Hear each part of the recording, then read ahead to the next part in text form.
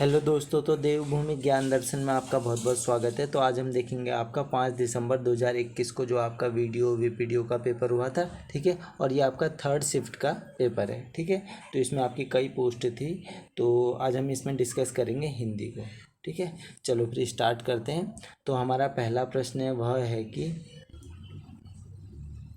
परिचर्या शब्द का पर्यायवाची है। तो देखो, जो आपके परिचर्या शब्द का पर्यायवाची होता है ना, वह होता है आपका सेवा, ठीक है। तो देखो, परिचर्या का और क्या क्या होता है, सेवा होता है, और आप कह सकते हो खिदमत, खिदमत में कह सकते हो, देखभाल कह सकते हो, ठीक है। देखभाल कह सकते हो, इंग्लिश में केयर कह सकते हो, ठीक है। बात एक ही है। चलो, तो इसमें हमारा ऑप्शन नंबर डी बिल्कुल ही सही हो जाएगा। फिर देखो, जो इसमें हमारा दूसरा प्रश्न है, वह है निम्नलिखित में से अतीन्द्रिय अतीन्द्रिय शब्द में उपसर्ग जुड़ा है। अतीन्द्र यानी अति, इसमें आपका उपसर्ग है, ठीक है। अतीन्द्र यानी ऑप्शन बी इसमें हमारा बिल्कुल ही सही हो जाएगा, ठीक है। अतीन्द्र का मतलब होता है क्या है, जो इंद्रियों से परे है, उसे ही हम कह देते हैं भैया ये आपका अतीन्द्रिय है, ठीक है। फिर हमारा तीसरा प्रश्न है कि नेपथ्य में हंसी काव्य संग्रह है। यह आपका काव्य संग्रह है राजेश जोशी जी का, ठीक है। कुछ लाइनें मैं आपको सुना देता हूँ। तो अगर मैं बात करूँ तो इसमें है, इस डिब्बे में अभी प्रकट होगा एक रंग बिखरा दृश्य, फिर आएगा एक आदमी और एक औरत, या कुछ आदमी और कुछ औरत, ठीक है। फिर कहते हैं कि ये बीच में कोई कुत्ता भी होगा, गुजर सकता है कान हिलाता हुआ, ठीक है। तो ऐसा कहते हैं राजेश जोशी जी। चलो, अब बढ़ते हैं हमारे अगले प्रश्न की ओर। तो हमारा जो चौथा प्रश्न है, वह है ऑल इंडिया रेडियो दिसंबर 1997 ईस्वी के बाद निम्नलिखित में से किस नए नाम से पुकारा जाने लगा। जैसा कि आप सभी को पता है, वो पुकारा जाने लगा भैया आकाशवाणी, ठीक है ना। तो देखो भैया, 1997 में इसका नाम आकाशवाणी रखा गया, ठीक है। अगर मैं बात करूँ आपके रेडियो की शुरुआत की, तो देखो, जो रेडियो की शुरुआत हुई थी वो हुई थी आपके 1927 में, ठीक है। भारत में 1927 में हुई थी। कहाँ से हुई थी भैया? बॉम्बे यानी आप कह सकते हो मुंबई से, ठीक है। बॉम्बे से हुई थी। फिर क्या हुआ कि थोड़े समय बाद इसे कलकत्ता में भी प्रसारण किया गया इसका, ठीक है। चलो, इतना भी आपने याद में रखना है। अब बढ़ते हैं हमारे अगले प्रश्न की ओर। तो हमारा पांचवा प्रश्न है, रमेश पुस्तक पढ़ता है, इस वाक्य में उद्देश्य है। तो भैया, उद्देश्य क्या होता है? वाक्य के आपके दो अंग होते हैं ना, वाक्य के दो अंग होते हैं, वाक्य के दो अंग होते हैं। एक होता है आपका उद्देश्य, एक होता है आपका उद्देश्य, और एक होता है आपका विधेय। क्या होता है? विधेय होता है। तो देखो, जो उद्देश्य होता है ये क्या होता है, आप सीधा सा याद में रख लेना कि भैया, जो साधारण वाक्य होते हैं उसमें जो कर्ता होता है, कर्ता तथा जो कर्ता के बारे में जो भी कुछ कहा जाए वो आपका उद्देश्य है, ठीक है। कर्ता तथा कर्ता के बारे में जो कहा जाए वो आपका उद्देश्य है। यानी पुस्तक पढ़ता है, तो इसमें आपका पुस्तक पढ़ता है कह रहे हैं हमारे जो कर्ता हैं, और तथा कर्ता के बारे में जो आपका कुछ कहा जाए वो उद्देश्य है। तो इसमें हमारा पुस्तक पढ़ता है बिल्कुल ही सही हो जाएगा, ठीक है। चलो, अब बढ़ें फिर आगे की ओर। तो अब हमारा जो अगला प्रश्न है, यानी छठा प्रश्न है, वह है निर्मेश शब्द का अर्थ है। तो देखो भैया, जो आपके निर्मेश शब्द का अर्थ है ना, वह है आपका निर्मेश का अर्थ होता है भैया कि एक, आप कहते नहीं हो टकटकी लगा कर देखना, टकटकी लगा कर देखना, या एक टक देखना, मतलब जिसमें आपकी पलकें ना गिरे।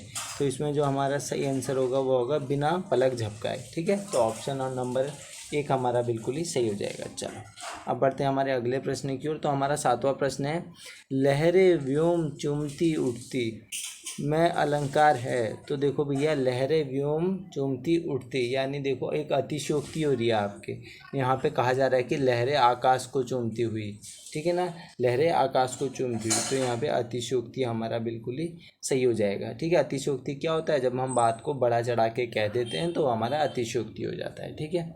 फिर जो हमारा आठवां प्रश्न है, वह है कि नाटक लेखन में संवाद से पूर्व निम्न में से किस चिन्ह का प्रयोग किया जाता है, ठीक है। संवाद से पूर्व किस चिन्ह का प्रयोग किया जाता है? तो क्या जाता है भैया, कोलन, ऐसा होता है देखो, ठीक है ना। आप दो ऐसे ऐसे बिंदु नहीं लगाते हो तो कोलन चिन्ह का प्रयोग होता है, ठीक है। किसी भी वस्तु की सूची आप बनाते हो, या किसी वस्तु की गणना करते हो, या उदाहरण देते हो, ऐसे आप उदाहरण लिखते हो तो फिर ऐसा नहीं करते हो, उदाहरण लिखते हो तो ये क्या हो जाता है आपका कोलन चिन्ह हो जाता है, ठीक है। चलो, तो अब बढ़ते हैं हमारे अगले प्रश्न की ओर। तो हमारा अगला प्रश्न है कि नदी नाव संयोग लोकोक्ति का अर्थ है। नदी नाव संयोग, तो देखो इस लोकोक्ति में क्या होता है ना, इसका अर्थ क्या होता है कि कभी कभार मिलना, ठीक है, यानी आप कह सकते हो थोड़े ही समय के लिए मिलना, थोड़े ही समय के लिए मिलना, या थोड़े ही समय का साथ होना भी कह सकते हो, ठीक है। तो इसमें जो आपका सही आंसर होगा नदी नाव संयोग का, वह होगा आपका क्षणिक मेल, ठीक है, क्षणिक भर, आप कहते हैं ना क्षणिक भर मिलना है, ठीक है। तो इसमें हमारा ऑप्शन नंबर सी बिल्कुल ही सही हो जाएगा। अब देखो हमारा 10वां प्रश्न है, पसीना शब्द का तत्सम रूप है। तो देखो पसीने शब्द का जो तत्सम रूप होता है ना, वो होता है आपका प्रसिवन्न, ठीक है, प्रसिवन्न बिल्कुल ही सही होता है। और देखो एक और होता है आपका प्रस्वेद भी बोल देते हैं हम कभी कभार, ठीक है। चलो ये भी आपने याद में रखना है। अब बढ़ते हैं आगे की ओर। तो देखो हमारा जो 11वां प्रश्न है ना, वह है निम्नलिखित शब्दों में से अशुद्ध वर्तनी वाला शब्द है। अशुद्ध वर्तनी वाला गुरु बिल्कुल सही है, ज्योत्सना भी सही है। सीधा साधा ऐसे नहीं लिखते हैं, देखो ऑप्शन नंबर बी बिल्कुल ही गलत है। सीधा ऐसे लिखते हैं, सीधा और सादा, सादा लिखते हैं, ठीक है ना, ना कि साधा लिखते हैं, ठीक है। चलो इसमें हमारा ऑप्शन नंबर बी बिल्कुल ही सही हो जाएगा।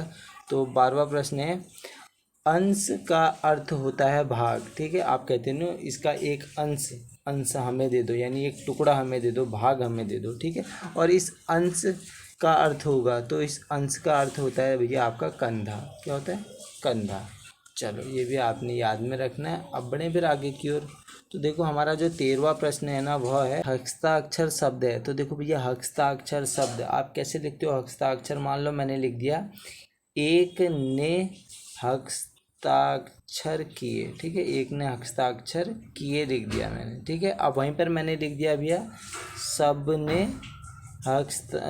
हस्ताक्षर किए, ठीक है, सबने हस्ताक्षर किए। तो यहाँ पे आपको क्या समझ में आ रहा है? यही एक वचन में भी प्रयोग हो रहा है और आपके बहुवचन में भी प्रयोग हो रहा है, ठीक है। तो इसमें जो हमारा सही आंसर होगा वह होगा एक वचन व बहुवचन, दोनों में आपका ये प्रयोग हो जाता है, ठीक है। चलो अब बढ़ते हैं हमारे अगले प्रश्न की ओर। तो हमारा अगला प्रश्न है आर्य भाषा परिवार में शामिल नहीं है। तो देखो आप सभी को पता होगा आर्य भाषा परिवार में शामिल नहीं है, ये चीनी भाषा की मंडारिन, ठीक है, और बाकी आपकी शामिल है। क्योंकि जो आर्य भाषा है उसको देखो आर्य भाषाओं को ना 3 भाषाओं में विभाजित किया जाता है, ठीक है। पहला हो गया आपका प्राचीन आर्य भाषा, ठीक है, और प्राचीन आर्य भाषा में आ जाती है आपकी वैदिक संस्कृत और आपकी लौकिक संस्कृत। फिर आ जाता है आपका मध्यकालीन भारतीय प्राचीन आर्य भाषा जिसमें प्राकृत और आपके पाली, पहले पाली आती है, ठीक है, पाली प्राकृत और अपभ्रंश आ जाता है। फिर आ जाता है आपका आधुनिक, ठीक है, आधुनिक में क्या क्या आते हैं? हिंदी की बोलियाँ आ जाती हैं आपकी, ठीक है, कुछ भी कह लो, मराठी, बांग्ला, उड़िया, ये सभी, ठीक है। चलो अब देखो, अब बढ़ते हैं हमारे 15वें प्रश्न की ओर। तो हमारा 15वां प्रश्न है बच्चे को तेज बुखार था, इस वाक्य में किस क्रिया का प्रयोग हुआ है? तो इसमें पूरक क्रिया का प्रयोग हुआ है, ठीक है, बच्चे को तेज बुखार था, ठीक है। चलो अब बढ़ते हैं हमारे अगले प्रश्न की ओर। तो हमारा अगला प्रश्न है यानी 16वां प्रश्न है निम्न में से कौन सी गद्य रचना महादेवी वर्मा द्वारा लिखित नहीं है? लिखित नहीं है बोला है, तो देखो लिखित नहीं है, वो है अशोक के फूल, ठीक है। अशोक के फूल किसकी रचना है भैया? ये है हजारी प्रसाद द्विवेदी जी की, ठीक है, हजारी प्रसाद द्विवेदी जी की है, ठीक है। और कौन कौन सी है? एक और फेमस याद रख लो, एक है आपकी कल्पलता, कल्पलता भी आपके हजारी प्रसाद द्विवेदी जी की। और बात करूँ मैं महादेवी वर्मा जी की, तो इनका याद में रख लेना कि इन्हें भैया 1982 में ना ज्ञानपीठ पुरस्कार प्राप्त हुआ था, ठीक है। अब बढ़ते हैं हमारे 17वें प्रश्न की ओर। तो हमारा 17वां प्रश्न है आदि से अंत तक के लिए एक शब्द होगा, तो होगा आपका अद्योपांत, बिल्कुल ही सही है, ठीक है ना, अद्योपांत बिल्कुल ही सही आंसर है आपका। चलो अब बढ़ते हैं हमारे अगले प्रश्न की ओर। तो हमारा जो अगला प्रश्न है ना, वह है स्वर संधि के भेद नहीं है, ठीक है, नहीं है। आप सभी को पता है स्वर संधि के कितने भेद होते हैं भैया? वो होते हैं आपके 5 भेद, ठीक है। पहला हो गया आपका दीर्घ संधि, ठीक है, दूसरा हो गया आपका गुण संधि, ठीक है, और फिर आता है आपका वृद्धि संधि, ठीक है, फिर आता है आपका यण संधि, और फिर आता है आपका अयादि संधि, ठीक है। तो इसमें भैया दीर्घ है, गुण है, वृद्धि है, ये नहीं है। ऑप्शन नंबर 20 में हमारा बिल्कुल ही सही हो जाएगा। जस्तत्व संधि बिल्कुल ही गलत है इसमें, ठीक है। तो ऑप्शन 20 में हमारे बिल्कुल ही सही आंसर है, नहीं है पूछा है। ठीक है, फिर देखो हमारा जो 19वां प्रश्न है वह है, जो प्रत्यय संज्ञा सर्वनाम आदि शब्दों में जुड़कर नए शब्दों की रचना करते हैं वह कहलाते हैं भैया आपके तद्धित प्रत्यय। ठीक है, जो आपकी पहली शिफ्ट में आया था ना वो भी ऐसा ही प्रश्न आया था, पर उसमें पूछा था कि हाँ भैया जो आपके क्रिया व धातु के अंत में प्रयुक्त होते हैं वो शब्द क्या कहलाते हैं, तो उसमें था आपका सही आंसर कृत प्रत्यय। ठीक है, क्योंकि आपके प्रत्यय के दो भेद होते हैं। ठीक है, प्रत्यय के आपके कितने भेद होते हैं भैया, दो भेद होते हैं। कौन कौन से, एक होता है आपका कृत प्रत्यय, ठीक है, एक होता है कृत प्रत्यय, एक होता है आपका तद्धित प्रत्यय। ठीक है, तद्धित प्रत्यय। और ये कृत प्रत्यय होता है क्या है, वे प्रत्यय जो क्रिया धातु के अंत में प्रयुक्त होते हैं। ठीक है, उन्हीं को आप कह देना ये कृत प्रत्यय होते हैं। ठीक है, और तद्धित प्रत्यय क्या होते हैं भैया, इस क्रिया और धातु को छोड़ के अन्य आपके जो संज्ञा सर्वनाम विशेषण से जुड़ते हैं उन्हें आप तद्धित प्रत्यय कह देते हैं। ठीक है, चलो फिर इतना भी आपने याद में रखना है। अब देखो आज का जो हमारा लास्ट प्रश्न है ना वह है, लोकोक्ति किस भाषा का शब्द है, तो देखो भैया लोकोक्ति आपके संस्कृत भाषा का शब्द है। ठीक है, ऑप्शन सी इसमें हमारा बिल्कुल ही सही हो जाएगा। चलो फिर आप करते हैं वीडियो को यहीं पर समाप्त। अगर इस वीडियो से आपको थोड़ा बहुत भी ज्ञान प्राप्त हुआ होगा ना, थोड़ा बहुत भी, तो आप इस वीडियो को लाइक करेंगे, शेयर करेंगे और कमेंट करेंगे। इसी आशा के साथ हम करते हैं वीडियो को यहीं पर समाप्त। चलिए, धन्यवाद।